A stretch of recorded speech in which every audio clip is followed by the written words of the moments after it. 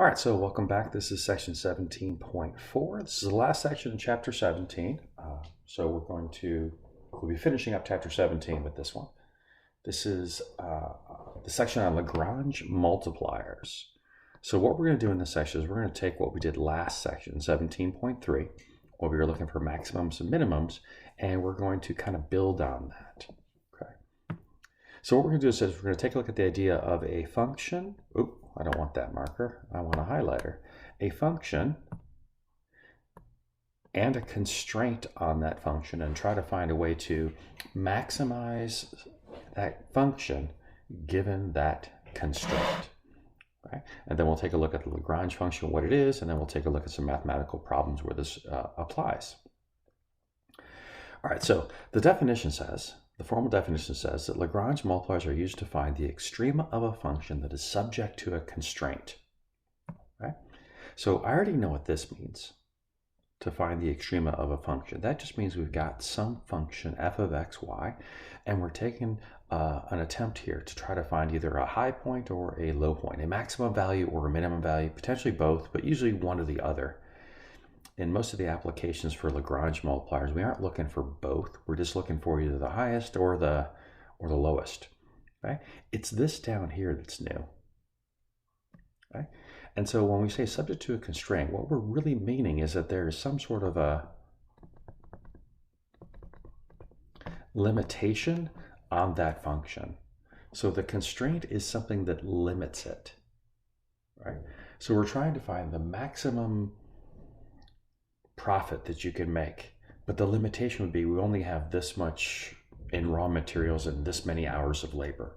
And so the constraint would be our limiting factors. We still want to maximize something, but something limits us from being able to maximize everywhere and only limits us to a piece of or part of the graph. So the language of Lagrange multiplier says that you're going to start by trying to find a relative extrema of some given function, and then you are going to have a constraint or a limiting factor that is also written as a function. Now the difference here is that when we have our function that we're optimizing, the function that we're finding the extrema of, it is written truly as a function, whereas our constraint is written as an equation. Because we are taking some algebra and setting it equal to 0. So that is now set not equal to a variable, a dependent variable, it's set equal to 0. Okay, so what does that mean? Well, here's the theory behind it. The theory behind it says that all relative extrema for some function subject to a given constraint can be found among the points for which there exists a value, and this Greek letter lambda, such that f sub x, well, wait a second. Where did capital F come from? Well, here, this is where capital F comes from. And so this equation right here, or this function right here, is referred to as the Lagrange equation, or the Lagrange function. Oops, I don't want highlighter still.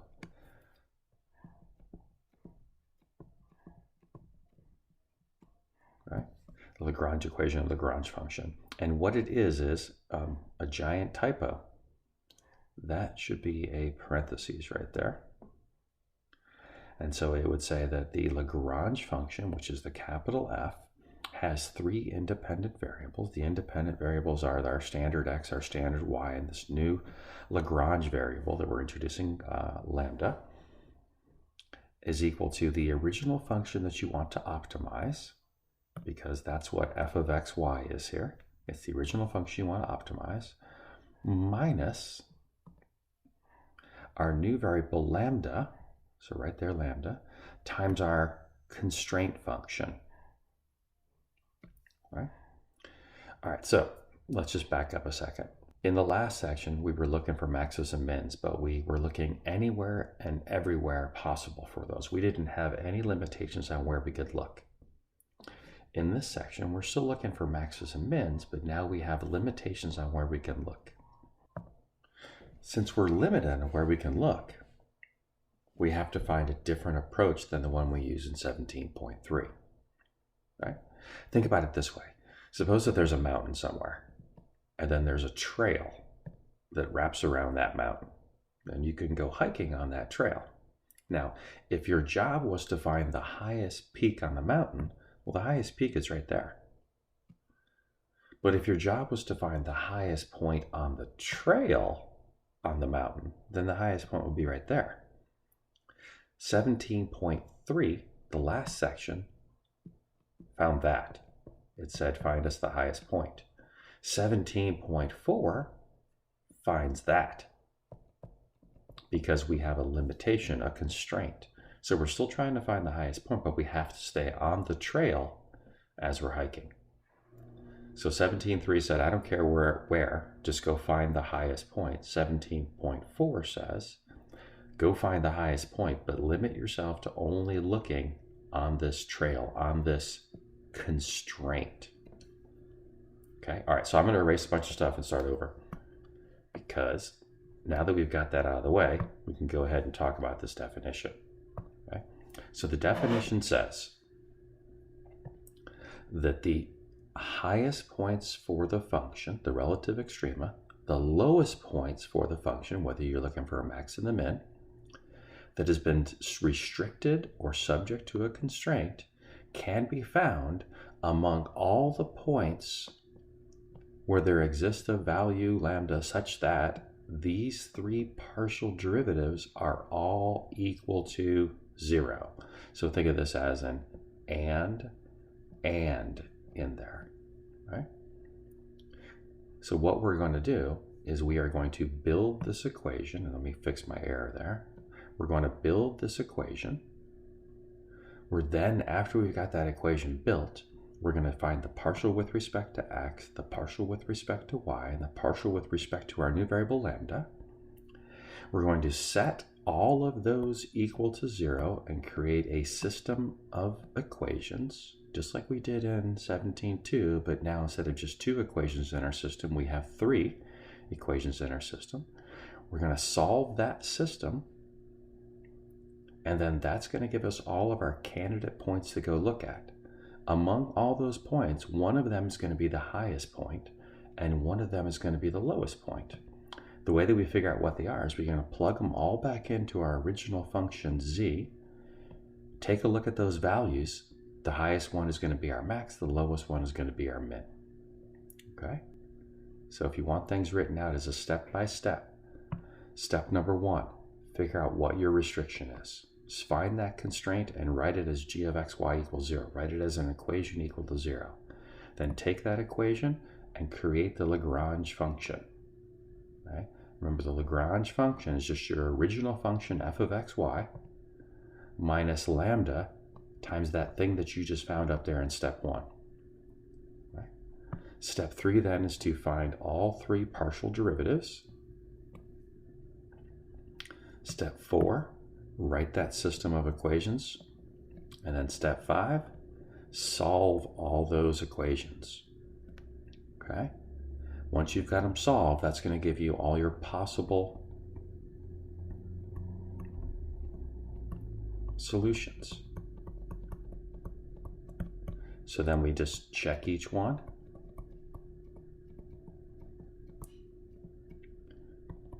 To find what we're looking for.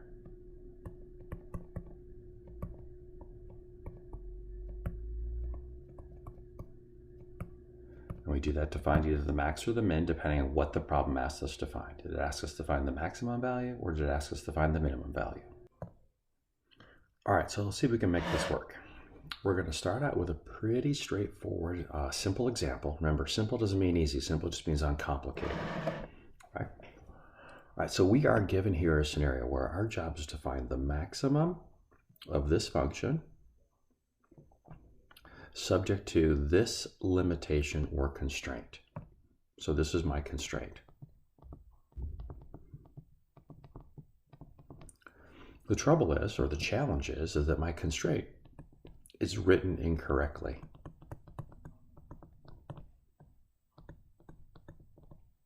The directions say that I have to have my constraint written as a function that has been set equal to 0. So the first thing I have to do is I have to take this constraint and rewrite it and say that that constraint is going to be x plus y minus 16 is equal to 0. And now this is our g of xy.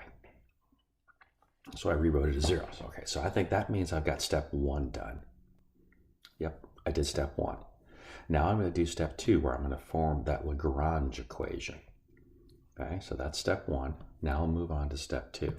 Step 2 is to form the Lagrange equation, big F of x, y, lambda is equal to little f of x minus lambda times g of xy. Or in this case, it's going to be the 4xy minus lambda times x plus y minus 16. Now I'm going to stop on the math part right here and talk about a common mistake. These parentheses are an incredibly common mistake here. Okay? I have to make sure that this negative lambda is multiplied by all of the terms of this function. The most common mistake I see is it's multiplied by the first one and not the other two, or the negative gets lost. So be very, very careful when you're setting this thing up. Right?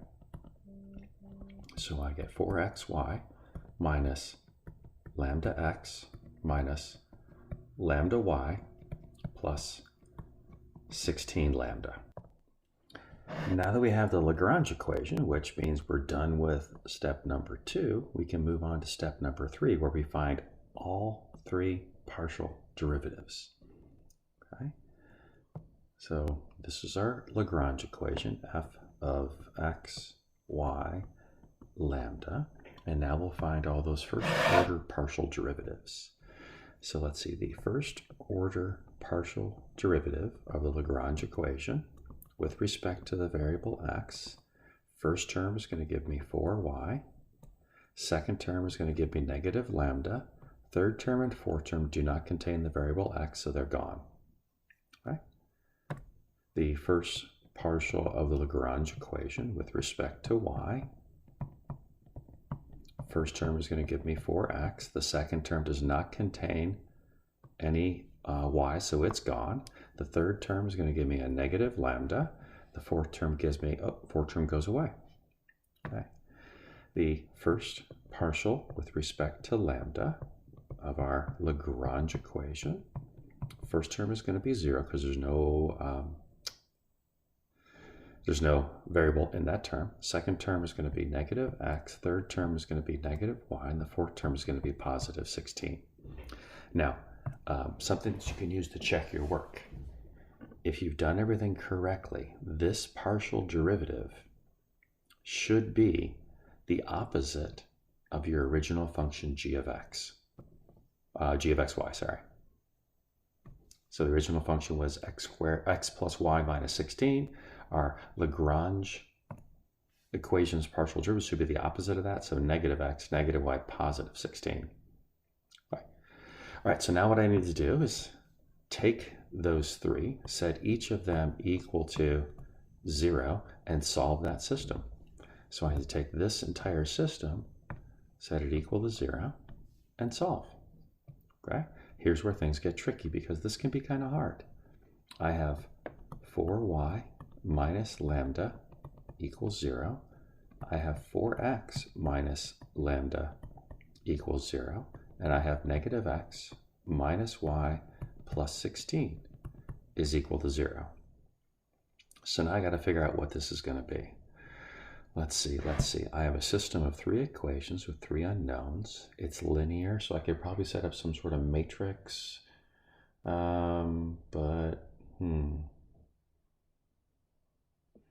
Maybe I can... I think I see something I can do.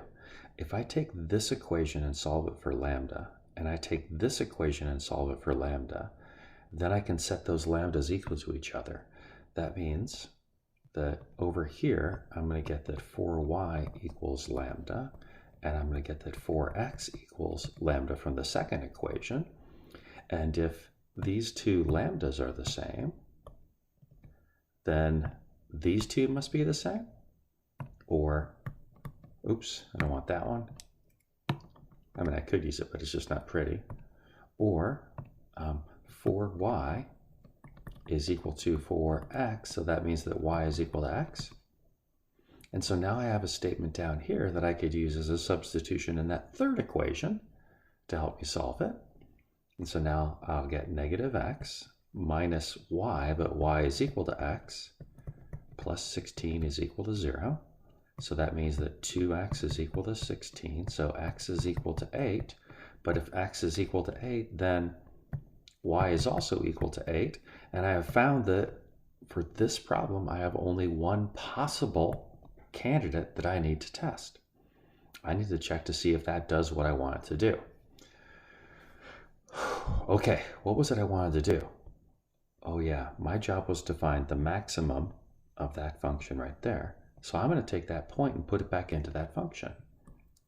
So what is f of 8, 8? Well, f of 8, 8 is going to be 4 times 8 times 8. Let's see. 8 times 8 is 64. 64 times 4 is 256. Uh-oh. I've got a problem. I found this. It's equal to 256. But how do I know if it's a max or a min? Okay, so let's go back and look at something. A problem that exists with Lagrange. The definition and the steps for solving this, and I'm going to get rid of some of the stuff we don't need anymore.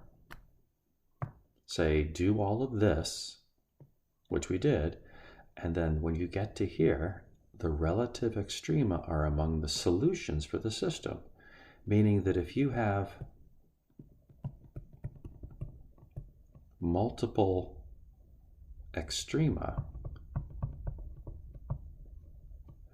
and what I mean by that is if in this step you got a bunch of answers, you can just compare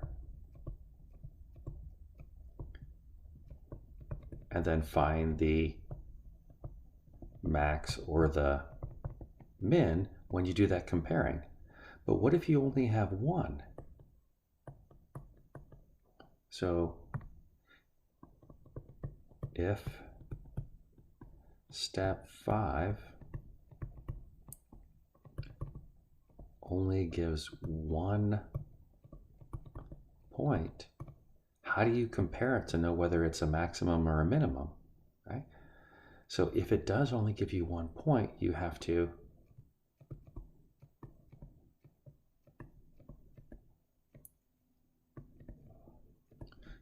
make up another point to compare it with.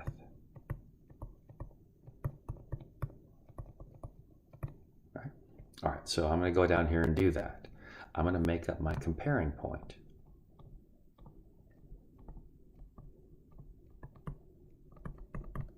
Now my comparing point needs to be a point that satisfies the constraint. So this is my constraint, right? Or this version if you'd like to use it. But I need to make up a point that satisfies that and be lazy here. If possible,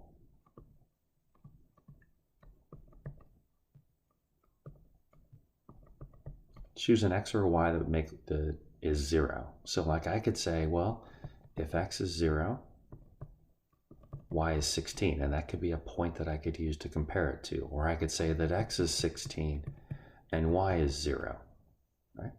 And the reason that I want to use 0 is then when I plug it into my function, zeros usually make a lot of things go away. So my compare point, I'm going to use the point 16, 0. I'm going to make x be 16, y be 0. Then f of 16, 0 is going to be 4 times 16 times 0, which is 0. And now I have something to compare that 256 to. Since 256 is way bigger than 0, that means that that original point that I found up here, I can now say that it is a maximum because it's the biggest point on that constraint for that function. So then I'm going to come over here on the left because I kind of ran out of room, and I'm going to write up my final answer. I'm going to say that the relative max is 256 when x equals 8 and that's a D, y equals 8. Okay. All right, this is a 20-minute video just as it is, so I'm going to stop it here and I'll come back for part 2 and we'll do some more examples. All right, see you for part 2.